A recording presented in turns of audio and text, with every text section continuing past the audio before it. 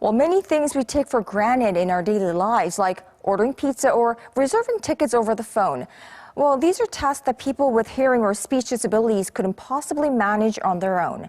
That's why Korea's public institutions are working to improve their services to make them more considerate and inclusive of those who use sign language. Our news feature tonight with Oh Soo-young. Calling a taxi, ordering food, or tracking a parcel. All it takes is a quick phone call.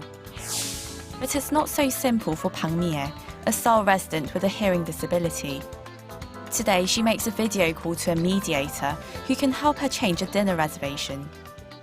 원래는 제가 10명을 예약했는데 추가로 2명 해서 12명으로 변경을 좀 하고 싶거든요.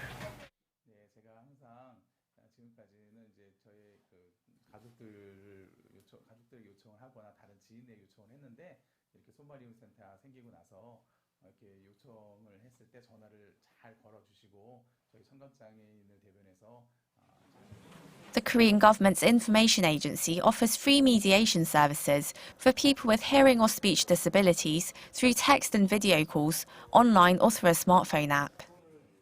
The number of calls has increased 380 times since the service was launched in 2005. In the past, most callers requested help with online shopping or ordering food.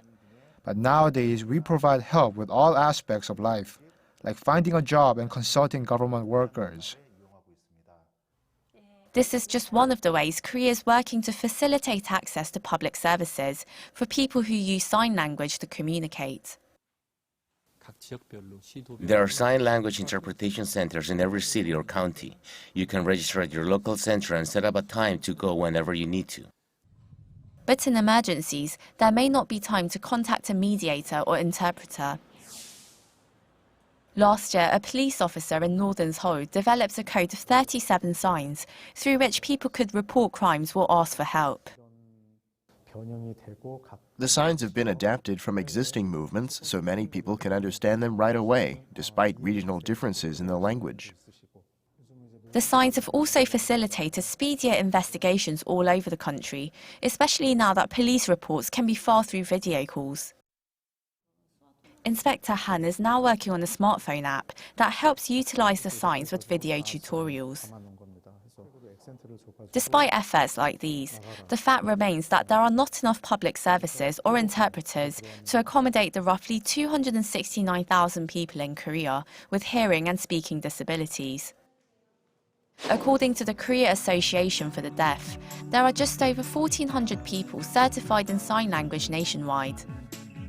But with the enactment of a landmark law last year that recognizes Korean Sign Language as the official communication medium for the deaf community, there are hopes that its use will become more widespread. First, it's about a change in perception that sign language interpretation is a given right. Now that it's been recognized as a first language, people have the right to receive communication in sign language as much as the right to education in Korean.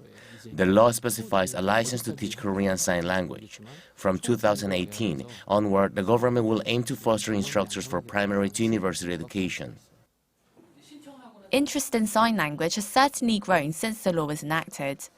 This centre in Seoul has recently seen its student enrollment rise to an average of 500 a month, for everything from elementary level courses to advanced interpretation. It's the same as learning a foreign language. Just a few months of study doesn't make you fluent. It also requires you to use your body, which can be challenging. It's far from easy, but more and more students are seeking to become licensed in sign language interpretation. With the passage of the law, sign language interpretation is said to be a career with bright prospects, so many people are coming to study. We don't just teach the language, we also focus on deaf culture and the mindset of someone with a hearing disability. Those with hearing or speaking disabilities, like office worker Chang Min-young, hope that more people will soon see them as fellow citizens instead of disadvantaged people.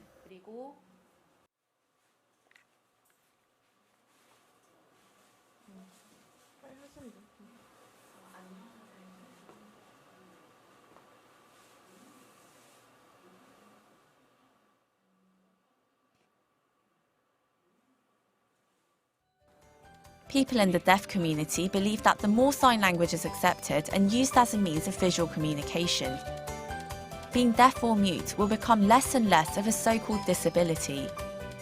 Oh Soo-young, Arirang News.